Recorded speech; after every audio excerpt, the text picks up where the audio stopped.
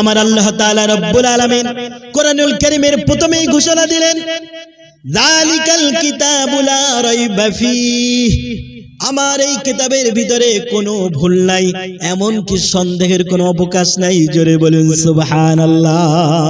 এমন কথা যখন মোল্লারা বললেন, চতুর্দিকে ঘোষণা দিলেন, ফ্রান্সের একজন বিজ্ঞানী, নাম তার ডাক্তার মরিস বুকাইলি, তিনি মনে মনে করলেন ফ্রান্সের সমস্ত মৌলবীরা, সমস্ত ওয়াইজিন বক্তারা, লেকচার তারা তো বলে কোরআনে কোনো ভুল নাই, কিন্তু আমি একজন গাইনে স্পেশালিস্ট, আমি কোরআনের ভিতরে ভুল ধরে দেখিয়ে দেব।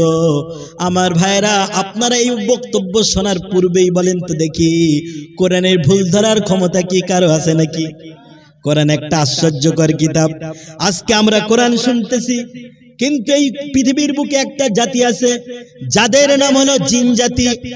এই পৃথিবীর বুকে যারা জিন জাতি, তারা 1 বছর নয়, 2 বছর নয়, 1500 বছর, 2000 বছর, 3000 বছর পর্যন্ত তারা বাঁচে।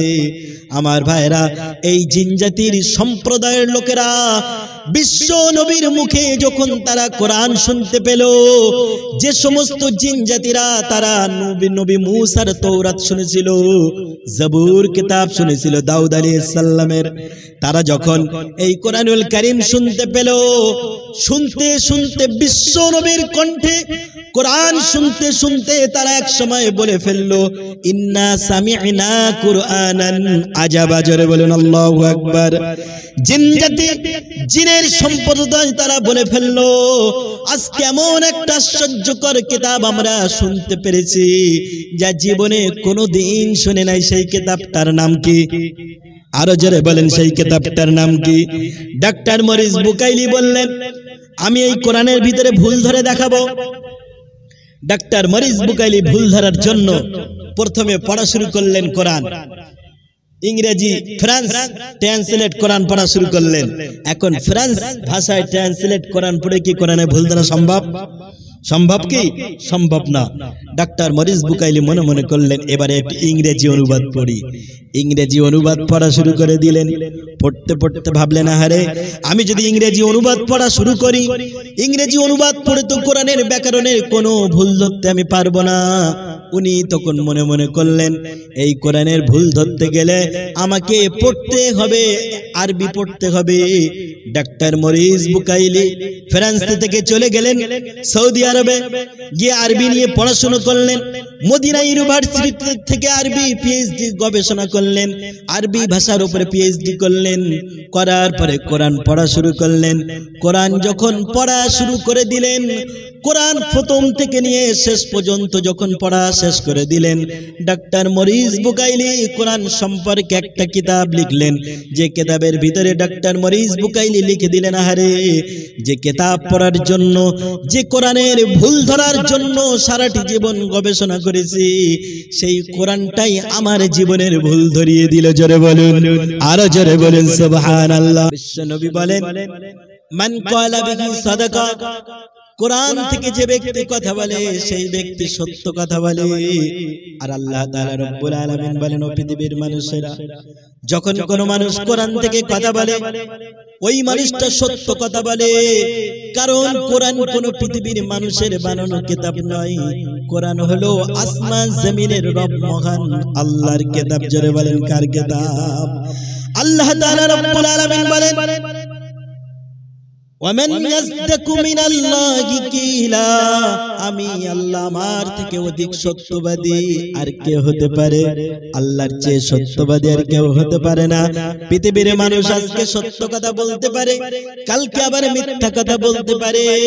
মুসলমান নামধারী অনেক মানুষ এমন আছে যারা সকালে এক কথা বলে, আবার বিকালে আর এক কথা বলে। সকালের কথার সাথে বিকালের কথা মিল খায় না। যারা বলেন ঠিক কিনা? কিন্তু আমার আল্লাহ, তিনি হলেন সত্যবাদী। আল্লাহ নিজেই বললেন, ওমান নাসদাকু মিনাল্লাহি কিলা, আমি আল্লাহ আমার চাইতে অধিক সত্যবাদী পৃথিবীর বুকে আর কে হতে পারে? আমার ভাইরা, আল্লাহ তাআলা রব্বুল আলামিন বলেছেন, এই কোরআনুল মাজলিসে মাঝখানে যে বসবে, এই জান্নাতের বাগানে মাঝখানে যারা বসবে, আল্লাহ তাআলা রব্বুল আলামিন তাদের সগীরা গুনাহগুলি maaf করে দেবে। জোরে বলেন সুবহানাল্লাহ। আল্লাহর নবী বলেন, কিছু ফেরেশতারা ঘুরতে থাকে, ঘুরতে ঘুরতে যখন তারা এইরকম কোরআনুল মাজলিস যখন সামনে পেয়ে যায় তখন তারা বসে যায়। বসতে বসতে তারা এদিকে ওদিকে করতে করতে আসমান পর্যন্ত বসে যায়। বসার পরে যখন মজলিস ভঙ্গ হয়ে যায়, তারা যখন ফিরে যায়, তাদের যখন ফিরে যাওয়ার পরে আল্লাহর কাছে যখন চলে যায়, আল্লাহ তাআলা রব্বুল আলামিন জিজ্ঞাসা করে, ও আমার ফেরেশতারা তোমরা কোথায় ছিলে বলো? আল্লাহ ফেরেশতারা বলে, ওগো আল্লাহ সবই তো তুমি জানো, তারপরও আমাদের কাছে জিজ্ঞাসা কেন করো?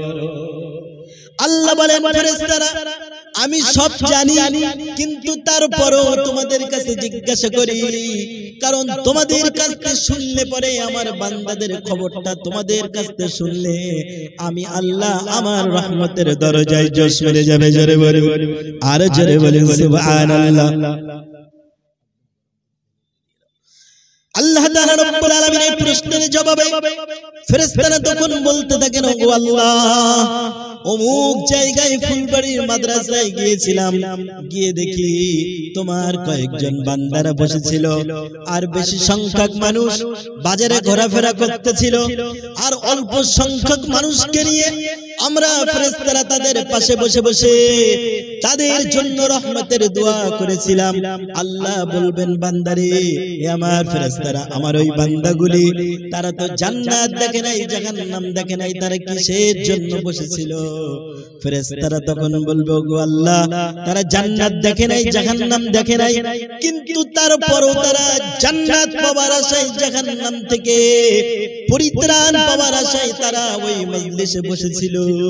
আমার আল্লাহ বলবেন, ফেরেশতারা তোমরা শোনো, আমার বান্দারা জান্নাত দেখে নাই, জাহান্নাম দেখে নাই, আমার নবীকেও দেখে নাই, শুধুমাত্র কোরআনের কথা শুনে আর নবীর হাদিসের প্রতি বিশ্বাস করে আজকে তারা যেমন ভাবে ওই গুটি কয়েক মানুষ বসেছে, আমি আল্লাহ তাদের দৃশ্য দেখে আমার রহমতের দরিয়ায় এমন জোশ মেরেছে, আমি আল্লাহ তাদের জীবনের সব গুনাহ মাফ করে দিলাম।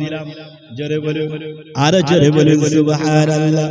আমার ভাইরা, এমন কথা যখন আল্লাহ ঘোষণা দেবেন, ফেরেশতাদের মধ্যে থেকে কয়েকজন ফেরেশতা অমুক বান্দার নাম ধরে বলবে, ওগো আল্লাহ তুমি তো মাফ করে দেবার ঘোষণা দিয়েছো, কিন্তু তোমার অমুক বান্দা তো কোরআনুল কারীমের মজলিসে যায় নাই, সে তো গিয়েছিল ফুসকার দোকানে, সে তো গিয়েছিল মাদ্রাসার অন্য কারণে, কিন্তু অন্য কারণে যাওয়ার পরে মাদ্রাসার মজলিসে গিয়ে সেই জায়গায় বসে গিয়েছিল, আল্লাহ তাকেও কি তুমি মাফ করে দিলে? আমার আল্লাহ বলবেন, ও আমার ফেরেশতারা তোমরা শোনো, আমার যে সমস্ত বান্দারা আমার এই জান্নাতের বাগানে বসে, আমি আল্লাহ আমার রহমত থেকে কাউকে বঞ্চিত করি না। জোরে বলুন, আরো জোরে বলুন সুবহানাল্লাহ। আমার আল্লাহর দয়া কম না বেশি? আল্লাহর চেয়ে দয়াবান, ক্ষমাশীল এই পৃথিবীর বুকে কেউ কি আছে? কেউ আছে কি? একবার দুবার তিনবার বললে মানুষ রাগ করে, করে কি করে না? এই আমার প্রিয় ডেকাটার ভাইয়েরা একবার দুবার তিনবার যখন বারবার বলছিলাম, মনে মনে রাগ করছিল না আমার উপরে যে হুজুর কোথা থেকে এলো, আমাদেরকে ডিস্টার্ব করে? কিন্তু আমার আল্লাহর এত দয়া, বান্দা যতবার আমার আল্লাহর কাছে ক্ষমা চাই, দুনিয়ার মানুষের কাছে একবার ক্ষমা চাইলে দিয়ে দেয়, দ্বিতীয়বার কিছু চাইলে ধমক দেয়, তৃতীয়বার কিছু যখন বান্দা বান্দার কাছে চেয়ে বসে, তখন বান্দা তাকে গলা ধাক্কা দিয়ে ছোট বড় কথা বলে তাড়িয়ে দেয়। দেয় কি দেয় না? কিন্তু আমার আল্লাহ তাআলা রব্বুল আলামিন এমন আল্লাহ, দুনিয়ার মানুষ যখন আল্লাহর কাছে চায় আল্লাহ তখন তাকে দিয়ে দেয়, আবার যখন আমার আল্লাহর কাছে ওই বান্দা কিছু চায়, আল্লাহ ওই বান্দার জন্য রহমতের দরজাটা আর একটু খুলে দেয়। জোরে বলুন, আরো জোরে বলুন সুবহানাল্লাহ। ওই বান্দা যখন দুনিয়ার সমস্ত মানুষ যখন ঘুমিয়ে পড়ে, ওই বান্দা যখন সেজদায় পড়ে আমার রবের জন্য, রবকে খুশি করার জন্য চোখের এক ফোঁটা পানি ফেলে আমার রবের কাছে আবার বারংবার চাইতে থাকে, আমার আল্লাহ বলেন, বান্দা যত চাই আমার কাছে, বান্দার জন্য আমার রহমতের দরজাটা ততই খুলে যায়। সুবহানাল্লাহ, সুবহানাল্লাহ। যতই সুবহানাল্লাহ বলবো ততই কম হবে, কারণ আল্লাহর প্রশংসা করে কোনোদিন শেষ করা যাবে না। আমার ভাইয়েরা, আজকে মনে করছিলাম কোরআন থেকে কথা বলবো। কোরআন এমন একটা কিতাব, এই কিতাবের আলোচনা যদি পৃথিবীর কোনো মানুষ শুরু করে, শুরু করা যাবে কিন্তু শেষ করা যাবে, জোরে বলেন শেষ করা যাবে। কারণ কেন? আমার আল্লাহ তাআলা রব্বুল আলামিন বলেন, ওয়ালাউ আন্নামা ফিল আরদি মিন শাজারাতিন আকলামু ওয়াল বাহরু ইয়ামুদ্দুহু মিন সাবআতু আবহুরিম মা নাফিদাত কালিমাতুল্লাহ। সূরা লুকমান 21 নম্বর পারা 12 নম্বর পৃষ্ঠায় 13 নম্বর লাইন থেকে আল্লাহ তাআলা রব্বুল আলামিন বলেন, ও পৃথিবীর মানুষেরা তোমরা শোনো, যদি এই পৃথিবীর সমুদ্রের জলগুলিকে, সমুদ্রের পানিগুলিকে কালি করা হয়, শুধু তাই নয়, এই পৃথিবীর বুকে যত সমুদ্র আছে, আটলান্টিক মহাসাগর, প্রশান্ত মহাসাগর, এমনি করে আরব সাগর, আরো অনুরূপ যদি 7টি সমুদ্র যুক্ত করা হয়, কয়টি? 7টি সমুদ্র যদি যুক্ত করা হয়, আর এই পৃথিবীর বুকে যত গাছপালা আছে, সমস্ত গাছপালা গুলি কেটে কেটে কলম বানানো হয়, তারপরে যদি আমার আল্লাহর কোরআনুল কারীমের তাফসীর, ব্যাখ্যা, বিশ্লেষণ করা হয়, একদিন দেখা যাবে সমুদ্রের পানি দ্বারা বানানো কালি নিঃশেষ হয়ে যাবে। সুবহানাল্লাহ। শুধু তাই নয়, এই পৃথিবীর সমস্ত গাছগুলোই কেটে কেটে বানানো কলম একদিন নিঃশেষ হয়ে যাবে, কিন্তু তারপরেও আমার আল্লাহর কোরআনের ব্যাখ্যা, তাফসীর, ব্যাখ্যা, বিশ্লেষণ লিখে শেষ করা যাবে? জোরে বলেন যাবে না। এই জন্য কবি কত সুন্দর করে বলেন, যদি সাগরের জলকে কালি করি, গাছের পাতাকে করি খাতা, একে একে লিখে যাই মহিমা তোমার, শেষ রবে না একটিও পাতা। জোরে বলুন সুবহানাল্লাহ। এই পৃথিবীর সমস্ত মানুষেরা যদি, হাজার হাজার মানুষ এই পৃথিবীর বুকে তাফসীর লিখেছেন, বাংলা ভাষায় কয়েক শত তাফসীর লেখা হয়েছে, এমনি করে পৃথিবীর বুকে যত ভাষা আছে সমস্ত ভাষায় তাফসীর লেখা হয়েছে, কিন্তু সারা জীবন তাফসীর লিখলেও আমার আল্লাহর কোরআনুল কারীমের ব্যাখ্যা লিখে শেষ করা যাবে না। সুবহানাল্লাহ। আল্লাহর কোরআন হলো মহাসমুদ্র। আল্লাহ বলছেন, ওয়ানাজ্জালনা আলাইকাল কিতাবা তিবয়ানাল লিকুল্লি শাই, এমন কোন বিষয় নেই যা আমি আল্লাহ কোরআনে নাজিল করিনি। সুবহানাল্লাহ। এমন কোন বিষয় নেই যা আমি আল্লাহ কোরআনে নাজিল করিনি, কিন্তু তারপরও কিছু মানুষ বলে কোরআনে এটা আছে, কোরআনে সেটা আছে। আমার ভাইরা, যারা বলে কোরআনে এটা আছে, যারা বলে কোরআনে ওটা আছে, যারা বলে কোরআনে তো এইটা খুঁজে পাই নাই, আমি তাদেরকে বলতে চাই, ভাইরা আমার, কোরআনের ভিতরে সব আছে, কিন্তু কোরআন থেকে জ্ঞান অন্বেষণ করার মতো ক্ষমতা তোমার নাই। 2টি হাঁস, কয়টি হাঁস? একটি পাতি হাঁস আর একটি রাজা হাঁস। পাতি হাঁস মনে মনে করছে সারা জীবন খালবিল, নদী নালার ঝিনুক, শামুক খুঁজে অনেক খেয়েছি, এবারে আর খালবিল, নদী নালায় নয়, এবারে যাব আটলান্টিক মহাসাগরে। কোথায় যাব?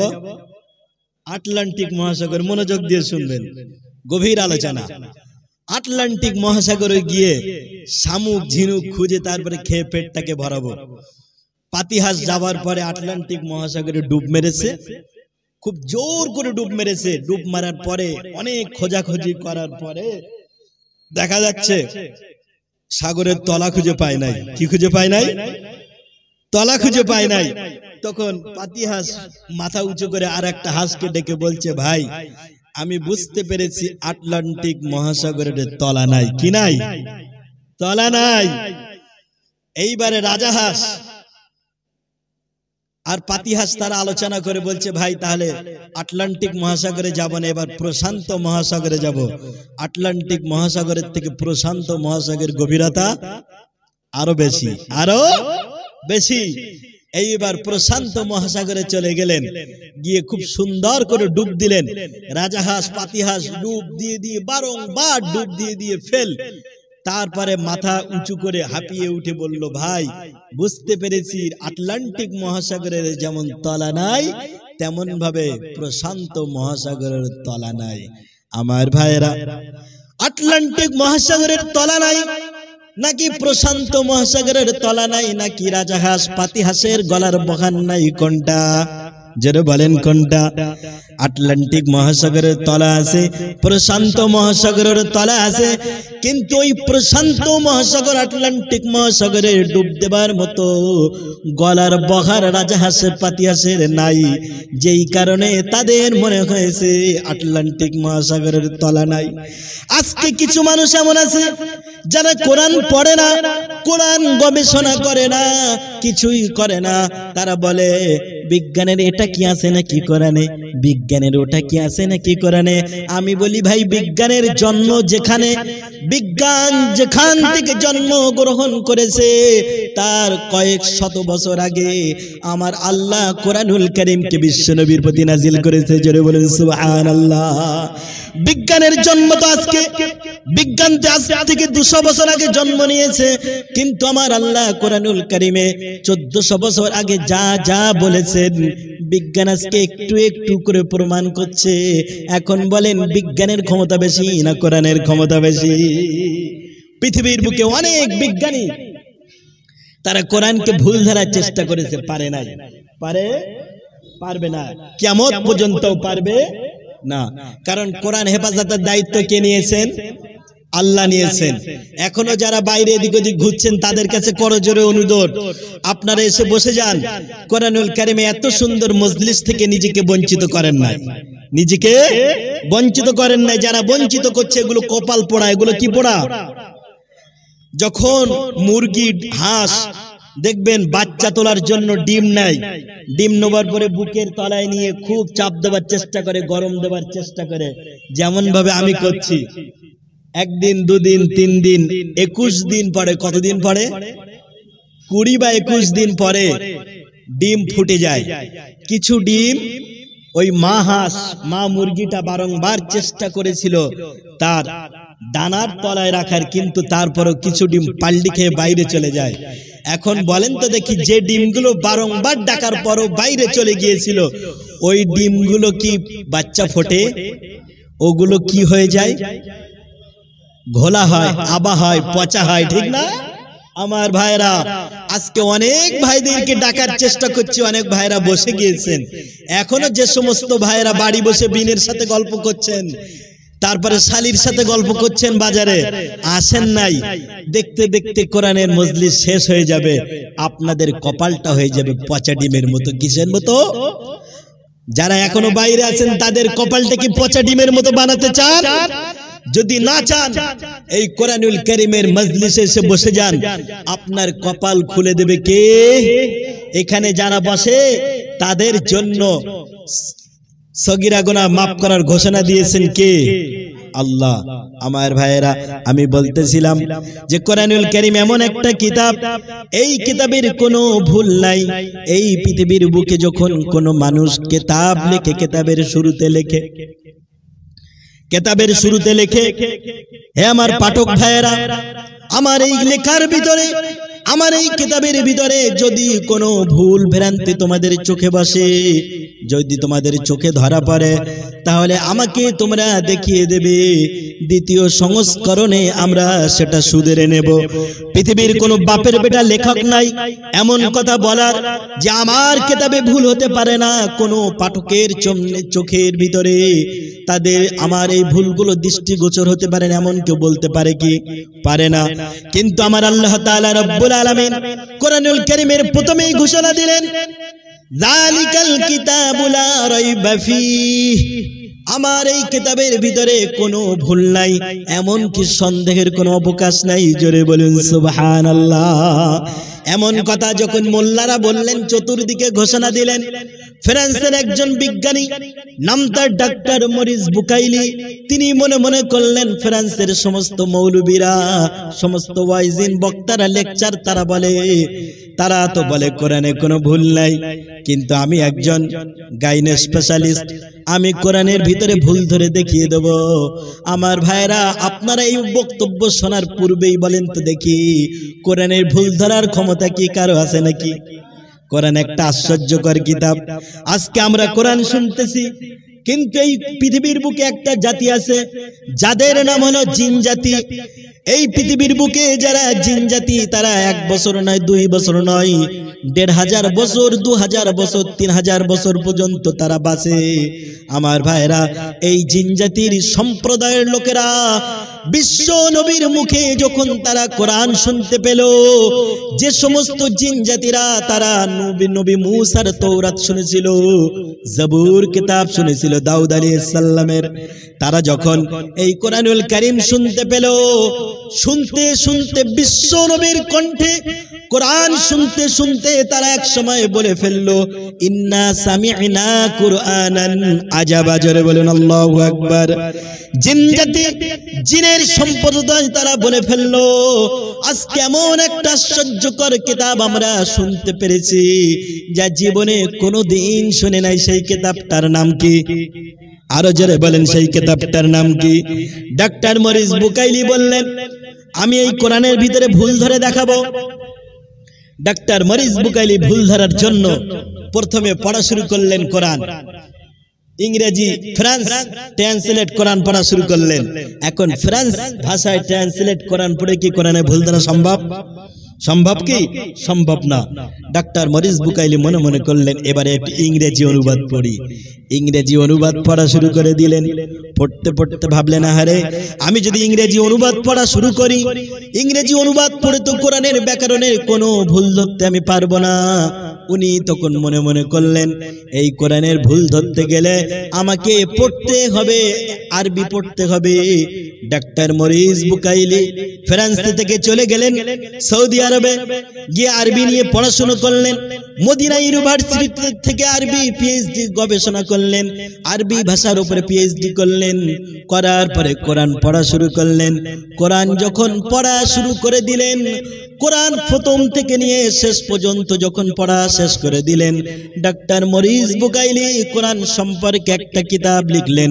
যে কিতাবের ভিতরে ডাক্তার মরিস বুকাইলি লিখে দিলেন, আহারে যে কিতাব পড়ার জন্য, যে কোরআনের ভুল ধরার জন্য সারাটি জীবন গবেষণা করেছি, সেই কোরআনটাই আমার জীবনের ভুল ধরিয়ে দিল। জোরে বলুন, আরো জোরে বলুন সুবহানাল্লাহ।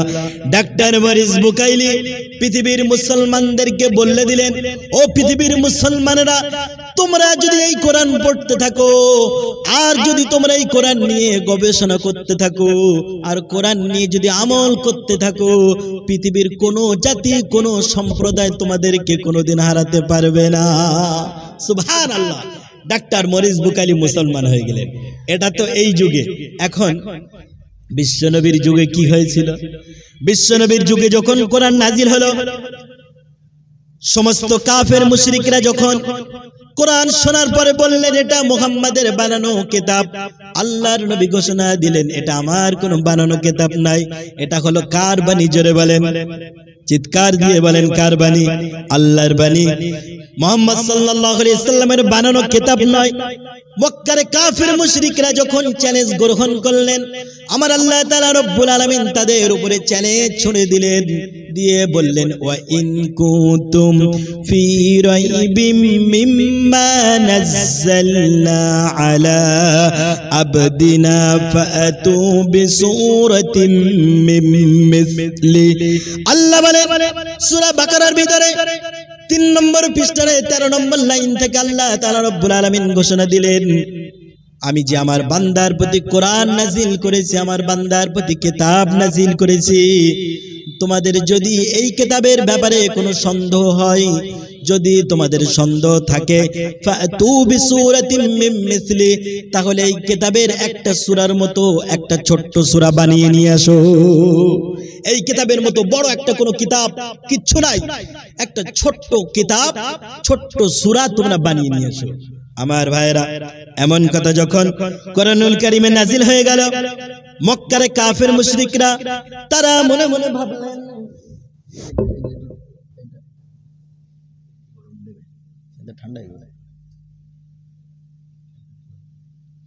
মক্কার কাফের মুশরিকরা তারা মনে মনে ভাবলেন, আহারে আমাদের কাছে এত বড় চ্যালেঞ্জ। এমন সময়ে সাহাবায়ে কিরামদের মধ্যে থেকে বিশ্ব নবীর জামাতা, যিনি সবচেয়ে ছোট্ট বেলায় মুসলমান হয়েছিলেন, যুবক বয়সে যুবকদের ভিতরে মুসলমান হয়েছিলেন হযরত আলী রাদিয়াল্লাহু তাআলা আনহু অতি উৎসাহী হয়ে সূরাতুল কাউসারটা গায়ে হেরার গায়ে টানিয়ে দিলেন। আমার ভাইরা, গায়ে হেরা গায়ে টানিয়ে দেওয়ার পরে পাথরে লিখে দিলেন সূরা কাউসার।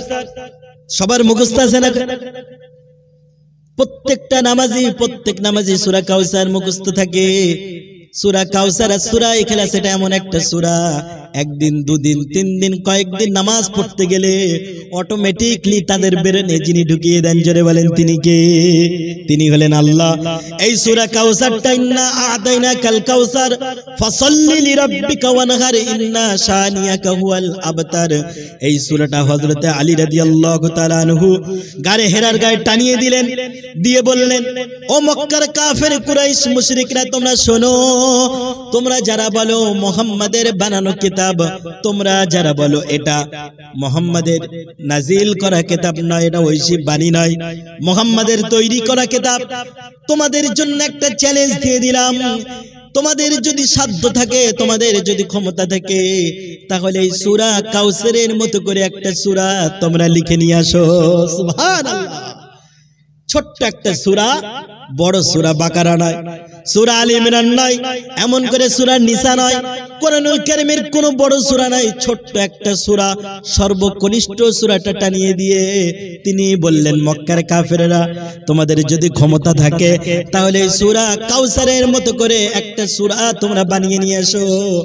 আবু জেহেল, উতবা, সাইবা, ওয়ালিদ ইবনে মুগিরা, তারপরে এমনি করে আবু সুফিয়ান, উমাইয়া সকলে একত্রিত হয়ে গেলেন। একত্রিত হয়ে গিয়ে তারা লাবিদ, তিনি ছিলেন বিশ্বকবি, সেই সময় আরবদের মধ্যে সবচেয়ে বড় কবি লাবিদ। লাবিদকে ডাক দিয়ে বললেন, লাবিদ রে, মুহাম্মদ সাল্লাল্লাহু আলাইহি ওয়াসাল্লাম চ্যালেঞ্জ ছুড়েছে, আল্লাহর নবীর সাহাবী আলী রাদিয়াল্লাহু তাআলা চ্যালেঞ্জ ছুড়েছে, এখন তুমি হলে বিশ্বকবি, তোমাকে আমরা আন্তর্জাতিক কবি মনে করি, এখন তোমার কাছে অনুরোধ, তুমি এই কোরআনুল কারীমের একটা নকল কপি বানায়া দাও। লাবিদ চিন্তায় পড়ে গেলেন, আহারে, এমন চ্যালেঞ্জ তো জীবনে গ্রহণ করিনি। লাবিদ বারবার চেষ্টা করলেন, কয়েক রাত চেষ্টা করলেন, কয়েকদিন চেষ্টা করলেন। লাবিদ যতবার চেষ্টা করে সূরা কাউসারের নকল করতে গিয়ে অর্থের দিক থেকে মিল খায়, কিন্তু মানের দিক দিয়ে মেলে না। জোরে বলেন সুবহানাল্লাহ। শাব্দিকভাবে মিলে যায় কিন্তু অর্থের দিকে মেলে না। যতবার লাবিদ চেষ্টা করে ততবার ব্যর্থ হয়ে যায়। লাবিদ শেষ পর্যন্ত ওই গুহার পাশে লিখে দিলেন, লাইসা হাদা মিন কালামিল বাশার। জোরে বলেন আল্লাহু আকবার। আমরা তো বাঙালি মানুষ বোঝে নাই, কিন্তু লাবিদ যখন আরবি এই শব্দটা ওখানে লিখে দিলেন, মক্কার কুরাইশ কুফফারের নেতার যারা, তাদের মাথার ভিতর আগুন জ্বলে গেল, তারা রাগে অগ্নি শর্মা হয়ে গেলেন। লাবিদ বুঝিয়ে দিলেন, লাইসা হাদা মিন কালামিল বাশার। ওরে আবু জেহেল, সাইবা, ওরে ওয়ালিদ ইবনে মুগিরা, তোমরা শুনে নাও, আমি লাবিদ ঘোষণা দিয়ে দিলাম, এইটা কোনো মানুষের বানানো কিতাব নয়, এটা মহান আল্লাহ তাআলা রব্বুল আলামিনের ঐশী গ্রন্থ। জোরে বলুন, আর জোরে বলুন সুবহানাল্লাহ। জোরে বলেন নারায়ে তাকবীর, আর জোরে বলুন নারায়ে তাকবীর। মুজাদ্দিদুজ জামান, সিলসিলায়ে ফুরফুরা শরীফ, আর জোরে বলেন আল্লাহু আকবার। আমার ভাইরা, লাবিদ যখন এমন ঘোষণা দিয়ে দিলেন, আবু জেহেল, উতবা, সাইবা, ওয়ালিদ ইবনে মুগিরা তারা তো অবাক হয়ে গেলেন। লাবিদ বলে দিলেন, ওরে আবু জেহেল, উতবা, সাইবা, আমি লাবিদ এতদিন ভুলের ভিতরে ছিলাম, আমি এখন বুঝতে পেরেছি মুহাম্মদ কোনো সাধারণ ব্যক্তি না, মুহাম্মাদের কিতাবও সত্য, মুহাম্মাদের আল্লাহও সত্য, আর মুহাম্মদ তিনি নিজেও সত্য। জোরে বলুন সুবহানাল্লাহ। লাবিদ কালেমা পড়ে মুসলমান হয়ে গেল। আমার ভাইরা, সেই সময় কেউ চ্যালেঞ্জ গ্রহণ করতে পারে নাই। এখন আপনাদের মধ্যে হতে পারে সেই যুগে কেউ চ্যালেঞ্জ গ্রহণ করতে পারে নাই, কিন্তু এই যুগে কেউ পারবে? এই যুগে কেউ কি পারবে? এই যুগেও কেউ পারবে না। এই পৃথিবীর বুকে সর্বশ্রেষ্ঠ একটা যন্ত্র আছে, যে যন্ত্র যখন পৃথিবীর বুকে আবিষ্কার হলো, তখন পৃথিবীর ভিতরে একটা নবজাগরণ, রেনেসা তৈরি হয়ে গেল। যন্ত্রটার নাম কি বলেন তো দেখি? একজন বলেন সাহস করে।